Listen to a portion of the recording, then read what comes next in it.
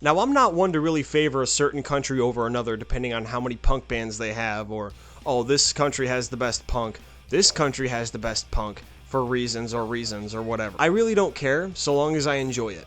With that being said, Sweden, I've noticed, has some amazing punk rock bands. And No Fun at All is no exception at all. They are absolutely one of my favorites from Sweden. Their lead singer, I'm probably butchering his name here, Ingemar Jansson, is one of the best I've ever heard in the punk genre. His vocals are triumphant, his pitch range is awesome, and he's an amazing songwriter. An absolute legend. I don't want to sit here and tell you they're the most obscure band in the world. In Sweden, they're probably very well known. In America, not so much, because they're from Sweden. It's not like they were Millencolin and were featured in one of the most popular Tony Hawk games in the franchise. But that's a band for another video in the series. Anyway, let's move on to the ranking of this band's albums. They haven't released a bad one. I like them all. Some I like more than others. But let's rank them worst to best. Coming in as, not the worst, but my least favorite has got to be their album Grit. It's the latest record they put out as of 2020, and it's their second slowest and their second most mature. Now, they've been a band for around 30 years, and I don't expect them to have the same breakneck speed as when they first started. Now, I don't expect a band that's been around for 30 years to stay as high energy as when they started, because as long as the record's enjoyable, that is all that matters. But like I said, the album is very mature. What it lacks in double-time breakneck speed, it makes up for it in some of the most insightful lyrical content I've ever heard. Runner's High is one of my favorite slower songs on the record because it talks about pressing on. Pain is inevitable, suffering is optional. That's fucking awesome. This is my least favorite record, but I still enjoyed it. I really did. I just like some of their records a little bit more. Up next, we're going from their latest to their earliest, No Straight Angles. This was a startling debut. They absolutely came out swinging with this one. It's their fastest record. It has some catchy ass fucking songs, and it's just, it's great. And as far as I know, this really solidified their sound because they relatively went unchanged throughout their career after this debut record. A lot of bands take a while to get their own sound after wearing their influences on their sleeves, but I don't really know any other band like No Fun at All. Of course, there are a lot of other skate punk bands in the same genre as theirs, but I don't really know that many bands that are like, I don't want to say carbon copies, but extremely, extremely similar. And that's what I love about No Fun at All. They're powerhouses. Up next, we have an album called Lowrider. This one was released after 8 years of not releasing a record. They released it in 2008 after they released their album in 2000, State of Flow. State of Flow was a slow record, but a good one. And Lowrider, 8 years later, returned to their, breakneck speed. And it's a great record.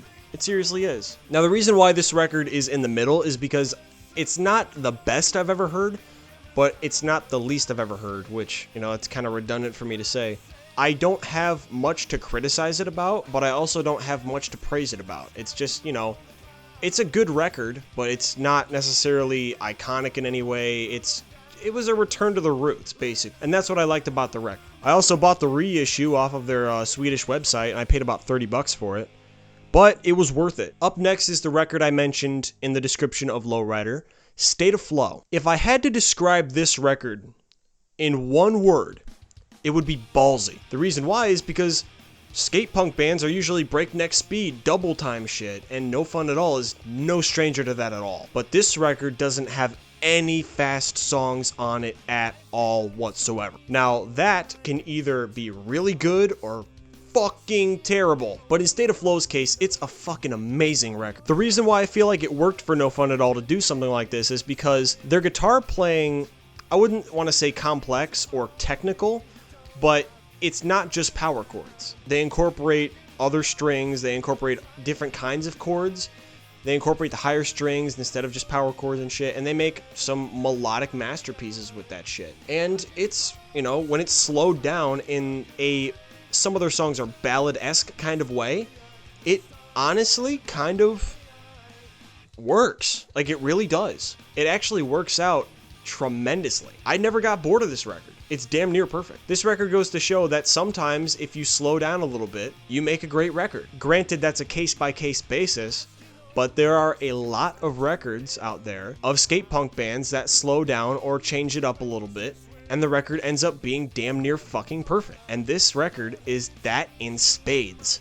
Number 2 is Out of Bounds. So I don't have to repeat myself, I have a lot of the same praises on this record as I do State of Flow, except speed up the State of Flow songs, and there you go. The songs are fun as hell, the guitar playing is absolutely phenomenal, the time changes and the tempo changes are absolutely on point, and it's just a fun record to listen to. There's not much negative I can say about this, but it's a good record.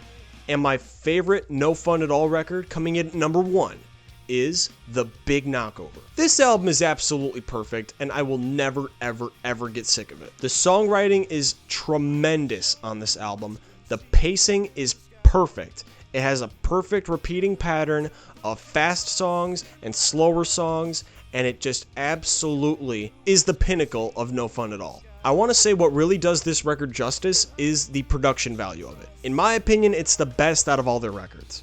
The guitar tones are fucking thick and punchy. The snare, oh my fucking god, that snare. That snare is one of my favorite snares I've ever heard in any punk rock record. And it's one of the main reasons I always tell everybody, acoustic drums over programmed drums whenever possible. Because when you have an acoustic snare, you have such a wide window of opportunity to give it a personality. And with this record, that snare has so much personality, it's not even funny. I think without the snare, this album wouldn't be the same. Not to mention, it sits perfectly on the mix. It's just a great record. If you wanted to get into No Fun at All, you start here and then you work your way around.